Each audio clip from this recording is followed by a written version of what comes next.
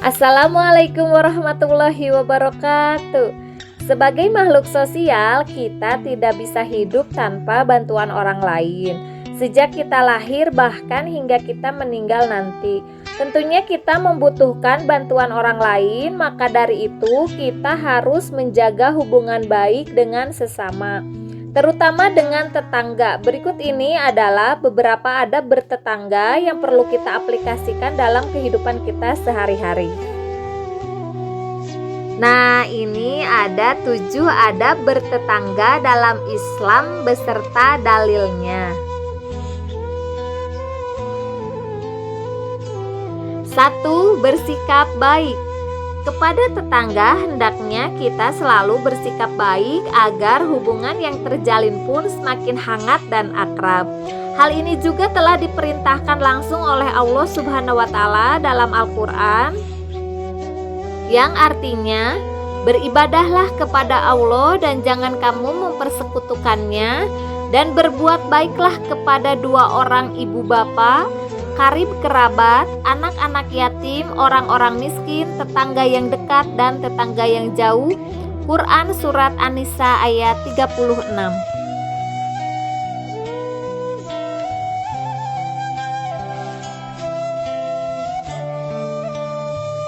2.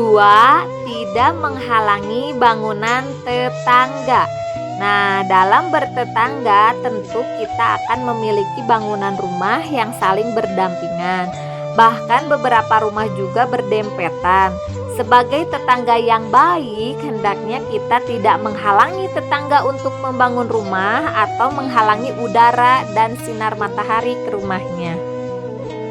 Dalam hadis Bukhari nomor 1609 yang isinya, janganlah salah seorang di antara kalian melarang tetangganya menancapkan kayu di dinding atau temboknya. Dan ada juga hadis-hadis dari At-Tirmizi nomor 1353, Abu Dawud, Ibnu Majah, dan Malik juga ada hadisnya di sini ya. Ketiga, memelihara hak tetangga. Salah satu hal yang harus kita utamakan adalah memelihara hak tetangga. Hak tetangga yang perlu kita jaga adalah melindungi harta mereka dari orang jahat serta memberikan beberapa hadiah. Dari Aisyah radhiyallahu anha, ia berkata, "Aku bertanya, wahai Rasulullah, aku memiliki 2 tetangga. Manakah yang aku beri hadiah?" Nabi menjawab, "Yang pintunya paling dekat dengan rumahmu." Dan ini ada di dalam hadis riwayat Bukhari nomor 6020 dan hadis Ahmad dan Abu Dawud. 4. Tidak mengganggu tetangga. Nah, adab bertetangga selanjutnya adalah tidak mengganggu tetangga. Misalnya, tidak mengeraskan suara televisi sehingga mengganggu istirahat tetangga, dan kegiatan yang mungkin membuat mereka menjadi tidak nyaman. Begitu pula ketika akan mengadakan sebuah acara di rumah, hendaknya meminta izin tetangga terdekat terlebih dahulu ya, agar mereka tidak merasa terganggu dengan acara yang kita selenggarakan. Dari Abu Hurairah radhiyallahu anhu berkata, Rasulullah Shallallahu alaihi wasallam bersabda, "Barang siapa yang beriman kepada Allah dan hari akhir, maka janganlah dia mengganggu tetangganya." Hadis ini juga ada di hadis Bukhari, hadis Muslim, hadis Ahmad, hadis Tirmizi, Abu Dawud, hadis Ibnu Majah, dan hadis Malik.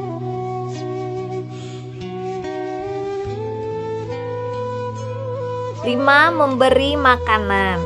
Kepada tetangga yang paling dekat rumahnya dengan kita, hendaknya sering-sering berbagi makanan.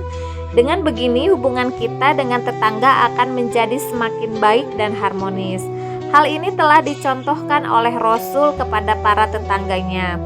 Rasulullah Shallallahu alaihi wasallam bersabda, "Wahai Abu Dzar, apabila kamu memasak sayur daging berkuah, maka perbanyaklah airnya dan berilah tetanggamu." Nah, di sini ya ibu-ibu yang suka memasak hendaknya saling bertukar masakan ya dengan tetangga-tetangganya agar terjalin hubungan yang akrab dan harmonis. 6. Sabar jika diganggu. Adab bertetangga lainnya adalah selalu bersabar jika diganggu oleh tetangga yang jahil. Memang terdapat beberapa tetangga yang suka membuat masalah, namun hendaknya sebagai muslim kita dapat menahan amarah dan menyikapinya dengan sabar. Begitu pula yang dicontohkan oleh Rasulullah SAW ketika dulu ada 3 kelompok manusia yang dicintai Allah. Disebutkan diantaranya seorang yang mempunyai tetangga, ia selalu disakiti, diganggu oleh tetangganya, namun ia sabar atas gangguannya hingga keduanya dipisah boleh kematian atau keberangkatannya. Hadis ini ada diriwayatkan oleh Ahmad dan disahihkan oleh Al-Albani. Dan yang terakhir, 7, menjenguk ketika ada tetangga yang sakit. Sebagai tetangga yang baik, hendaknya kita selalu memberikan dukungan. Begitu pula ketika ia sakit, maka sudah seharusnya kita menjenguk sembari memberikan semangat dan doa agar segera sembuh dari penyakitnya.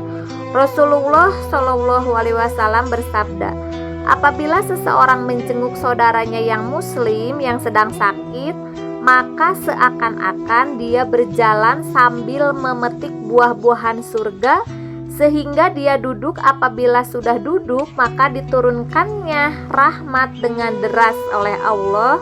Apabila menjenguknya di pagi hari, maka 70.000 malaikat mendoakannya agar mendapat rahmat hingga waktu sore tiba. Masya Allah, barokah ya, berkah ya kita menjenguk orang yang sakit. Dan apabila menjenguknya di sore hari, maka 70.000 malaikat mendoakannya agar diberi rahmat hingga waktu pagi tiba. Dan ini ada dalam hadis riwayat At-Tirmizi, Ibnu Majah, dan Imam Ahmad. Nah, itulah 7 adab bertetangga yang hendaknya kita lakukan dalam kehidupan sehari-hari ya. Tetangga adalah saudara terdekat kita, terus merupakan orang yang pertama kali dapat menolong kita di saat kita tertimpa musibah. Maka dari itu sungguh seharusnya kita menjaga hubungan yang baik dengan tetangga-tetangga kita. Jangan kita bikin kesel, jahilin, buat usil, buat masalah. Dan kita harus menjaga silaturahmi yang baik dengan tetangga-tetangga kita.